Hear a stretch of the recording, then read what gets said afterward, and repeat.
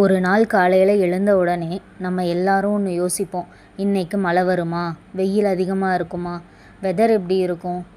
ஆனால் இந்த கேள்விகளுக்கான பதில் நம்ம ஊரில் இல்லை, தமிழ்நாட்டிலையும் இல்லை, ஏன் இந்தியாவில் கூட இல்லை. 13,000 கிலோமீட்டர் தூரம் இருக்கிற பசிபிக் ஓஷனில் இருக்குது. நம்புறது கொஞ்சம் கஷ்டமாக இருக்கலாம். ஆனால் பசிபிக் ஓஷனில் நடக்கிற ஒரு சின்ன மாற்றம் இந்தியாவில் மழையை மாற்றலாம், வெயிலை அதிகமாக்கலாம், விவசாயத்தை பாதிக்கலாம், சில நேரம் நம்ம சாப்பாடு விலையை கூட அதிகமாக்கலாம். இது சினிமா இல்லை, கற்பனை இல்லை, இது நிஜமாக நடக்கிற ஒரு இயற்கை மாற்றம். அதுதான் எல்னினோ. எல்னினோ இந்த பேர் நம்ம நியூஸில் அடிக்கடி கேட்டிருப்போம். ஆனால் அது என்ன, ஏன் சில வருஷம்தான் வருது, அது எப்படி இந்தியாவை பாதிக்குது, முக்கியமாக நம்ம தமிழ்நாடுக்கு என்ன எஃபெக்ட், இந்த வீடியோவில் ரொம்ப சிம்பிளாக இது எல்லாத்துக்கும் பதில் பார்க்கலாம். முதல்ல ஒரு சின்ன இமேஜினேஷன் பண்ணுங்கள். உங்ககிட்ட ஒரு பெரிய பக்கெட் நிறைய தண்ணி இருக்குது. நீங்கள் ஒரு பக்கத்தில் இருந்து பலமாக ஊதுனா அந்த தண்ணி எங்கே போகும்? காற்று வீசுகிற டைரக்ஷனுக்கு ஆப்போசிட் சைடுக்கு தள்ளப்படும்ல. பசிபிக் ஓஷன்லேயும் இந்த மாதிரி தான் நடக்குது. பசிபிக் ஓஷன் மேலே எப்போவும் ஒரே டைரக்ஷனில் காற்று வீசிக்கிட்டே இருக்கும். உண்மையை சொல்லணுன்னா இந்த கதையோட ஹீரோவும் அதுதான், வில்லனும் அதுதான். அதை ஏன் சொல்கிறேன்னு இன்னும் கொஞ்சம் நேரத்தில் புரியும். இந்த காற்று கடல் மேலே இருக்க சூடான தண்ணியை ஆஸ்திரேலியா மற்றும் இந்தோனேஷியா பக்கம் கொஞ்சம் கொஞ்சமாக தள்ளிக்கிட்டே இருக்கும். அதனால் அங்கே மேகம் அதிகமாக உருவாகும், நல்ல மழையும் பெய்யும். இதெல்லாம் பல ஆயிரம் வருஷமாக நடந்துகிட்டு இருக்க ஒரு இயற்கை முறை. ஆனால் சில வருஷம் மட்டும் எல்லாமே மாறிடும். இந்த காற்று பலம் குறைய ஆரம்பிக்கும். அப்போது சூடான தண்ணி வழக்கம் போல் நகராது, கொஞ்சம் கொஞ்சமாக பசிபிக் ஓஷனோட வேறு பகுதிக்கு பரவ ஆரம்பிக்கும். அதனால் அந்த இடம் வழக்கத்தை விட அதிகமாக சூடாகிடும். இந்த சின்ன மாற்றம் தான் உலகம் முழுவதும் வெதரை மாற்ற ஆரம்பிக்குது. அதுக்கு தான் எல்னினோன்னு பேர். சரி, இது ஓஷனில் நடக்குது. ஆனால் இதுக்கும் இந்தியாவுக்கும் என்ன சம்மந்தம்? ஒரே ஒரு கடல் நம்ம மழையை எப்படி மாற்றுது? அது புரிஞ்சுக்க நம்ம கொஞ்சம் சவுத் அமெரிக்காவுக்கு போகணும். சவுத் அமெரிக்கா பசிபிக் ஓஷனோட கரையில் இருக்க ஒரு நாடு, பெரு. பல 100 வருஷத்துக்கு முன்னாடி அங்கே வாழ்ந்த மீனவங்க ஒரு விஷயத்தை கவனிக்க ஆரம்பித்தாங்க. ஒவ்வொரு வருஷமும் இல்லை, சில வருஷம் மட்டும் கடல் வழக்கத்தை விட சூடாக இருக்கும். அது நடக்கும்போது அவங்க பிடிக்கிற மீன்களோட எண்ணிக்கையும் குறைஞ்சிடும். ஆனால் இதுக்கு காரணம் என்னன்னு அப்போ வரைக்கும் தெரியலை. கடல் ஏன் இப்படி மாறுது, மீன் ஏன் கம்மியாகுது, யாராலையும் பதில் சொல்ல முடியல. இந்த மாற்றம் அதிகமாக கிறிஸ்மஸ் சமயத்தில் தான் நடந்தது. அதனால் பெருமீனவங்க இந்த மாற்றம்க்கு ஒரு பேர் கொடுத்தாங்க, எல்னினோ. ஸ்பானிஷ் மொழியில் எல்னினோனா சின்ன பையன் இல்லை குழந்தைன்னு அர்த்தம். அது பேபி ஜீசஸை குறிக்கிற ஒரு வார்த்தையும் கூட. கிறிஸ்மஸ் நேரத்தில் இந்த மாற்றம் வர்றதுனால அந்த பேரை நிலச்சிடுச்சு. இன்றைக்கி உலகம் முழுவதும் இந்த இயற்கை மாற்றமை எல்னினோன்னு தான் கூப்பிடுறாங்க. சரி, பெருவில் கடல் சூடாக இருந்தால் அங்கே இருக்க மீனவங்களுக்கு தானே ப்ராப்ளம். இந்தியாவுக்கு என்ன? இங்கே தான் இந்த கதை ரொம்ப இன்ட்ரெஸ்டிங்காக மாறுது. பூமியில் இருக்க கடலும் காற்றும் மேகமும் தனித்தனியாக வேலை செய்யாது, எல்லாமே ஒன்றுக்கு ஒன்று சம்மந்தப்பட்டது. ஒரு இடத்துல நடக்கிற மாற்றம் வேறு ஒரு இடத்துல எஃபெக்டை கொடுக்கும். அது ஒரு எக்ஸாம்பிளாக பார்க்கலாமா? நீங்கள் ஒரு பக்கெட்டில் இருக்க தண்ணியை கையால் ஒரு பக்கம் பலமாக தள்ளினா பக்கெட் முழுவதும் தண்ணீர் அசையும்ல. அதே மாதிரி தான் பசிபிக் ஓஷன்லேயும் நடக்குது. சூடான தண்ணி எங்கே இருக்குது, அங்கே தான் அதிகமாக மேகம் உருவாகும்.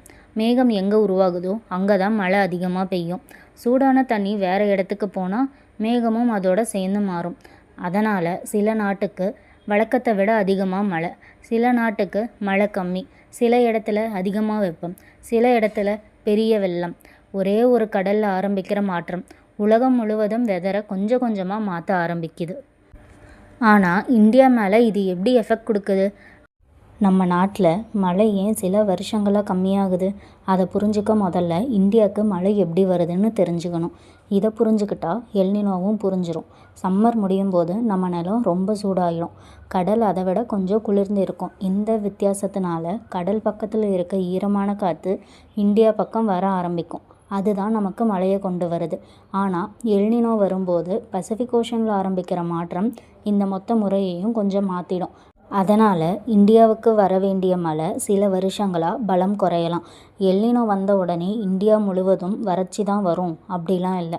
ஆனால் மழை வழக்கத்தை விட கம்மியாக இருக்கிற வாய்ப்பு அதிகமாகும். அதனால தான் சயின்டிஸ்ட் எல்னினோவை ரொம்ப கவனமாக பார்க்குறாங்க. மழை கம்மியானால் என்ன நடக்கும்? முதல்ல விவசாயம் பாதிக்கப்படும். விவசாயம் நல்லா நடக்க மழை ரொம்ப முக்கியம்.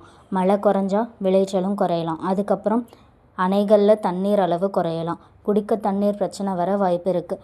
வெயில் அதிகமாக இருக்கலாம். கரண்ட் யூசேஜ் அதிகமாகும். சில காய், பழம், அரிசி மாதிரி பொருட்களோட விலையும் மாறலாம். அதனால தான் எல்னினோனா வெதர் மட்டும் இல்லை, நம்ம வாழ்க்கையும் பாதிக்கிற ஒரு இயற்கை மாற்றம். ஆனால் இங்கே ஒரு முக்கியமான விஷயம் இருக்குது. தமிழ்நாடுக்கு இது எப்போவுமே ஒரே மாதிரி எஃபெக்ட் ஆகாது. ஏன் தெரியுமா? இந்தியாவோட பல பகுதிகள் சவுத் வெஸ்ட் மான்சூனை தான் நம்பி இருக்குது. ஆனால் தமிழ்நாடுக்கு நார்த் ஈஸ்ட் மான்சூனும் ரொம்ப முக்கியம். அதனால் சில எல்னினோ வருஷங்களில் தமிழ்நாடுக்கு நல்ல மழையும் கிடச்சிருக்கு. சில வருஷங்களாக கம்மியும் ஆயிருக்கு. அதனால் எல்னினோ வந்துச்சு கண்டிப்பாக மழை வராதுன்னு சொல்கிறது தப்பு. உண்மையான பதில் ஒவ்வொரு எல்னினோவும் ஒரே மாதிரி இருக்காது. சரி, எல்னினோனா கடல் சூடாகுது. அப்போ கடல் குளிர்ந்தா என்ன நடக்கும்? அதுக்கு ஒரு பேர் இருக்குது, லானினா. எல்னினோ பற்றி பார்த்தோம். அப்போது அதுக்கு ஆப்போசிட் இருக்கா? இருக்குது. அதோட பேர் லானினா. எல்னினோ வரும்போது பசிபிக் ஓஷனோட சில பகுதி வழக்கத்தை விட சூடாகும். லானினா வரும்போது அதே பகுதி வழக்கத்தை விட குளிர்ந்திருக்கும். இதனால் வெதரும் வேறு மாதிரி நடந்துக்கும். பலர் என்ன நினச்சிருப்பாங்க தெரியுமா? லானினா வந்தால் எல்லா ப்ராப்ளமும் முடிஞ்சிடும்னு. ஆனால் அதுவும் உண்மையில். சில இடத்துல அதிக மழை வரலாம். சில இடத்துல வெள்ளம் வர வாய்ப்பு அதிகமாகும். சில நாட்டுக்கு நல்லதாக இருக்கலாம், வேறு சில நாட்டுக்கு கஷ்டமாகவும் இருக்கலாம். அதனால் எல்னினோவும் சரி, லானினாவும் சரி, ரெண்டுமே இயற்கையோட ரெண்டு முகம். இங்கே இன்னொரு முக்கியமான கேள்வி, கிளைமேட் சேஞ்ச்னா எல்னினோ தானா? பதில் இல்லை. ரெண்டுமே ஒன்று இல்லை. எல்னினோனா பல வருஷமாக நடந்துட்டு இருக்க ஒரு இயற்கை சுழற்சி. கிளைமேட் சேஞ்ச்னா பூமி முழுவதும் வெப்பம் கொஞ்சம் கொஞ்சமாக அதிகரிக்கிறது. ஆனால் சயின்டிஸ்ட் என்ன சொல்கிறாங்கன்னா, பூமி இன்னும் சூடாகிட்டே போகுது. எல்னினோ வந்தால் அதோட எஃபெக்ட் சில நேரங்களில் இன்னும் பலமாக தெரியலாம். அதனால் வெப்பம் அதிகமாக இருக்கலாம். சில இடத்துல மழையும் ரொம்ப அதிகமாக பெய்யலாம். அதனால தான் உலகம் முழுவதும் சயின்டிஸ்ட் இந்த எல்னினோவை ரொம்ப கவனமாக மானிட்டர் பண்ணிகிட்ருக்காங்க. ஒரு சின்ன ரீகேப் பார்க்கலாமா? பசிபிக் ஓஷனில் ஒரு பகுதி வழக்கத்தை விட சூடானா அது எல்னினோன்னு சொல்கிறோம். அந்த மாற்றம் காற்று, மேகம், மழை எல்லாத்தையும் கொஞ்சம் மாற்றுது. அதனால் இந்தியாவோட வெதரும் சில வருஷங்களாக மாறலாம். ஆனால் எல்லா எல்னினோ வருஷமும் ஒரே மாதிரி இருக்காது. தமிழ்நாடுக்கு எஃபெக்ட் ஒவ்வொரு முறையும் ஒவ்வொரு மாதிரி இருக்கும். ஒரு கடலில் ஆரம்பிக்கிற சின்ன மாற்றம் ஆயிரக்கணக்கான கிலோமீட்டர் தூரம் இருக்க மக்களோட வாழ்க்கையை பாதிக்குது. இயற்கையில் எல்லாமே ஒன்றுக்கு ஒன்று எவ்வளோ சம்மந்தப்பட்டு இருக்குன்னு காமிக்கிற சிறந்த உதாரணம் தான் எல்னினோ. இந்த வீடியோ உங்களுக்கு பிடிச்சிருந்தா ஒரு லைக் பண்ணுங்கள். உங்களோட ஃப்ரெண்ட்ஸுக்கும் ஷேர் பண்ணுங்கள். இதே மாதிரி கரண்ட் அஃபேர்ஸ், சயின்ஸ், மிஸ்ட்ரி, எக்ஸ்பிளைனர்ஸ் சிம்பிளாக தமிழில் பார்க்கணுன்னா இந்த சேனலை சப்ஸ்கிரைப் பண்ணுங்கள். அடுத்த வீடியோவில் பார்ப்போம். நன்றி.